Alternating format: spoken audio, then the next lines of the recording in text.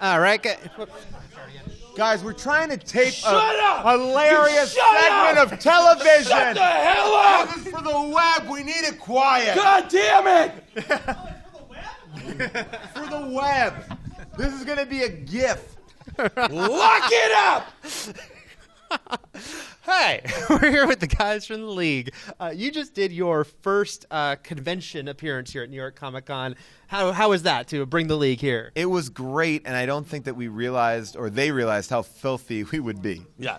No, they were, I think, unprepared for the fact that we would talk about fingering buttholes and fingering babies. Yeah. And if you think we're lying, we are not. We talked about both of those things. Yeah, and it took about a minute and a half to get to those subjects. Right. What prompted those subjects was just a crying baby and the fact that New York is known for getting fingered in their butthole. Yeah. Just rogue fingering. Right.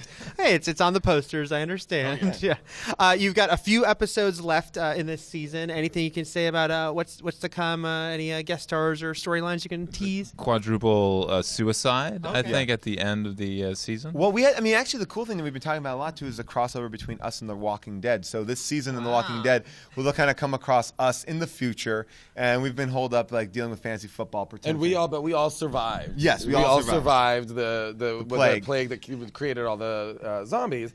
And we kind of go to war with Rick and Michonne. And we're like the new governor this season. Okay. Like, so it's going to Barry Part 2. Yeah, so exactly. It's going to be a lot of fun. I think it's going to be really good. We, obviously our base camp is Gibson's. Okay. Yes. And it's... There it is. it is. Get away! Oh, God. That just sounds zombie. It gets really violent, too. We do not pull punches on the violence either. Yeah, it gets disgusting. A lot of people get, like pipes through the eyeballs. Yeah. It's pretty amazing. There's a lot of napalm used, like on-camera napalm, like really real napalm. Real napalm. It sounds very exciting. We're coming off a couple weeks ago an episode that gave you the spotlight. You and Mr. Rogan in an interesting way.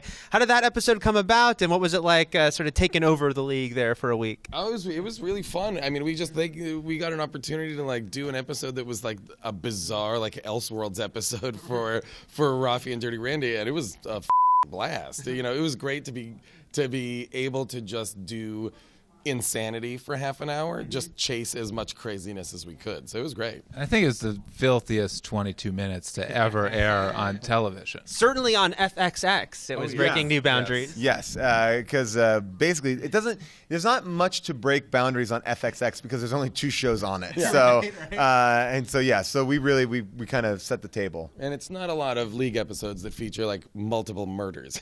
Right. There could be more. I saw some reruns of Mad About You during the day on FXX that were pretty edgy. Yeah, the one where Paul Reiser and Helen Hunt do that murder-suicide thing. Yep. That was a great final episode. People talk about, like what's the best final episode. I thought that was a great one. Oh, I killed Richard Kind. I wish that's how that show ended. Should have gone that way. Oh God, what have I done? Blood just covers the camera. Like created by Marta Crane. Your creators have given you guys chances to write episodes. What is it fun to kind of take on a new role on a show after you've been on it for a while like that? I was very lucky in the second season. Nick Kroll and I got to write 2 episodes, and we continued to write them. And then the season, Steve and I wrote one. It's really fun to work with Jeff and Jackie because they kind of give you enough freedom to really come in with a pure idea that is your own. They're not dictating what you should do, and so we get to kind of write to what we think everybody else would want to do, and then also what we would want to do. So it's really fun. Yeah, it's also fun, especially in the one that Rogan and I wrote this year.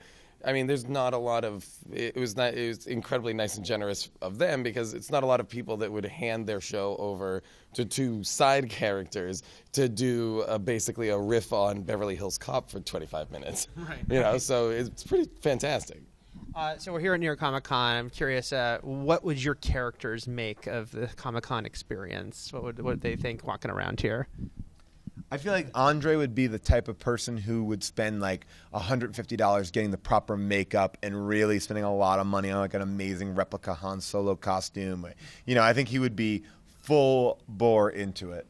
I feel like Rafi would see people dressed as like Wolverine or Captain America and kind of maybe think those are the real Wolverine and Captain America and then try and fight them just to prove to people that he was stronger than Wolverine and Captain America. Right. I don't think a lot of fist fighting, I think.